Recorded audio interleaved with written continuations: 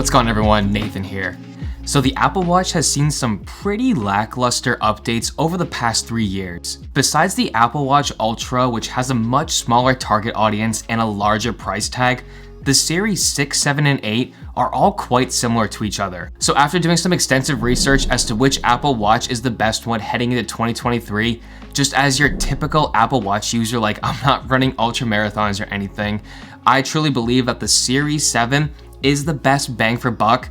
It's worth the extra money over the Series 6, but the Series 8 does not justify that price gap between the 8 and the 7. And so in this video, I'm gonna compare the 7 to both the other ones and as to why I truly think it's the best watch heading to 2023. So let's get right into that. So I just want to quickly point out that I don't own the Series 6 or 8, but I can just do enough research on my own, watch enough reviews to get a good sense as to what they are and what they're comprised of. But I do have the Series 7, which I just picked up, review coming out soon. But I think that the best place to start is by comparing the 6 to the 7. So Apple does not sell either of these on their store anymore, and you will have to most likely find them on Amazon or get them refurbished or renewed, which is actually what my Series 7 is. The Series 6 can be found between $225 and $245, but this varies whether you're searching for the 40mm or 44mm model. And the Series 7 can be found for around $292 for the 41mm and $332 for the 45mm. So there is essentially a $90 difference between the Series 6 and 7, and these are the reasons why I think the Series 7 is worth that extra money. The biggest difference between these two is the size of the display. Both sizes of the Series 7 are 1mm larger than that of the Series 6, so 41mm and 45mm.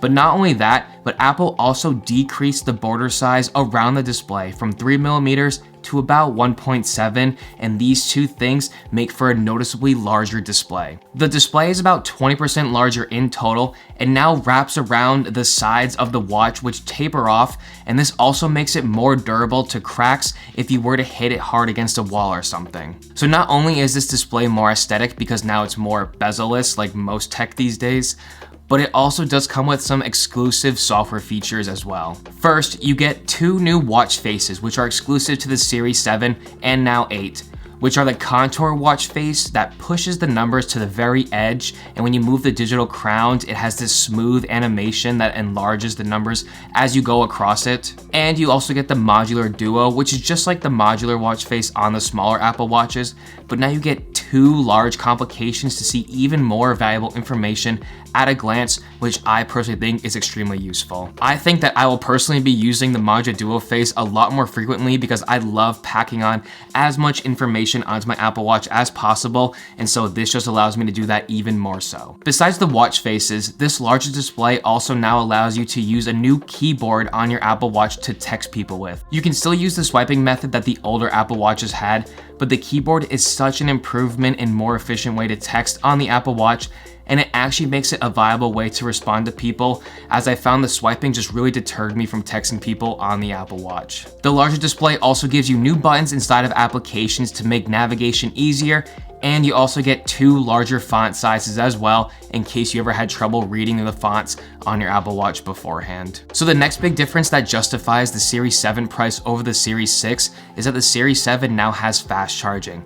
So here's the thing, it only works with fast charging if you have Apple's new puck with the USB-C port at the other end of it. My Series 7 didn't come with one because I bought it renewed, and I don't know, I guess I didn't read like the fine print, so they only sent me like your typical Apple Watch puck with the USB-A port. So I can't test this out for you, but I can tell you what Apple claims it to be. You are now able to recharge your watch from 0 to 80% in just 45 minutes of charging, and with the Apple Watch's 18-hour battery life, this is more than enough to get you through the day. This fast charging can now allow you to be more practical with your sleep tracking, as you can now wear this all night and then in the morning put it on its charger while you're getting ready to go for work and then throw it back on, and you should have plenty of battery to last you the whole day just from there. So unlike beforehand, you weren't able to do that. So I don't think many people were able to really like track their sleep, but now you can with the Series 7, and this fast charging is really great. Besides just the fast charging, Apple also claims that you're able to now charge this 33% faster over the Series 6. So again, Just a nice benefit to have in your Apple Watch. The last notable change is that the Series 7 is now IPX6 dust resistant, and it can still be submerged underwater up to 50 meters, and that's the same for the Series 6, so now you're getting that dust resistance as well, so it's a little more durable. Everything else about these two Apple Watches is exactly the same though. They both have the same CPU, so there will be no increase in performance. They both have the same 1000 nits of brightness. They have the same always-on display, the same 32 gigabytes of internal storage, and the same optical heart rate sensors. So I personally believe that the larger display, the software features exclusive to the display, the fast charging, and the dust resistance are all worth that extra $90 that you'll be paying for the Series 7 over the Series 6. So now moving over to the Series 8 versus the Series 7, this again is about a $90 jump, and the benefits that you get with the Series 8 just don't justify that price increase at all. Besides the changes of the colors that you can choose from, there are 3 upgrades to the Series 8. First, the Series 8 has Bluetooth 5.3, and compare that to the Series 7 5.0 Bluetooth. It's, it is what it is. It's a little bit better connectivity, but it's nothing. It's not like an additional 50 yards or anything like that.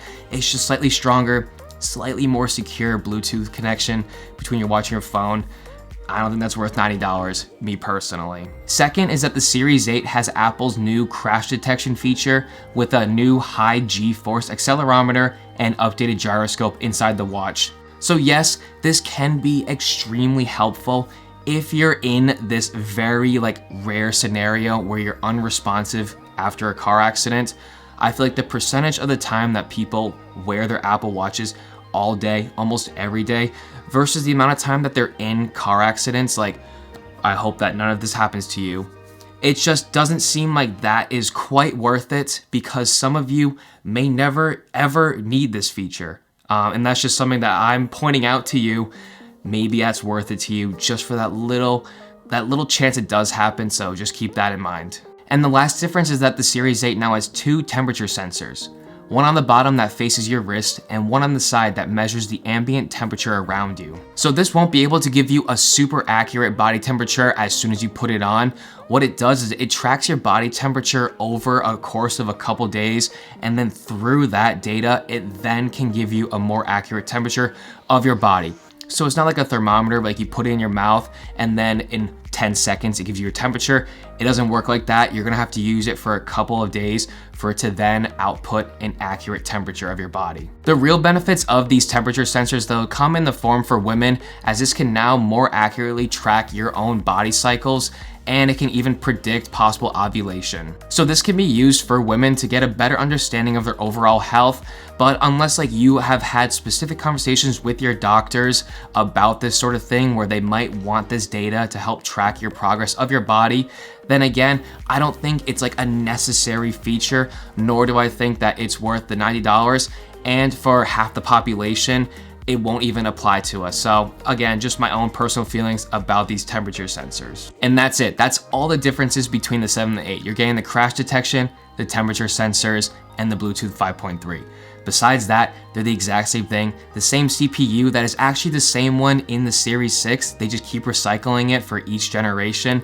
So I do not think that the extra $90 to go from the Series 7 to the Series 8 is worth it. So overall, I think that the upgrades that you get from the Series 6 to the Series 7 are genuinely worth it. You will notice these differences on a day-to-day basis, and these make the watch a much more enjoyable experience. But you may genuinely never need some of the new upgrades that you'll be getting in the Series 8, so I don't see why paying extra $90 is worth it for those, as you won't see them day-to-day like the 6 to the 7. So stay tuned, as I'm going to be making a full review of the Series 7 coming up real soon, and my thoughts about it in 2023, if I personally like it or not. And if that video is already up, then I'll have it linked here on the screen somewhere for you to go watch that as well. Also, if you want any of the Apple Watches, I'll leave links to them down below. Any of them, the 6, 7, or 8, they'll be down there, so go check out that as well. So that's going to be the end of the video. If you enjoyed it, then please don't forget to hit the like button down below and subscribe. And as always, have a great day, everyone, and cheers.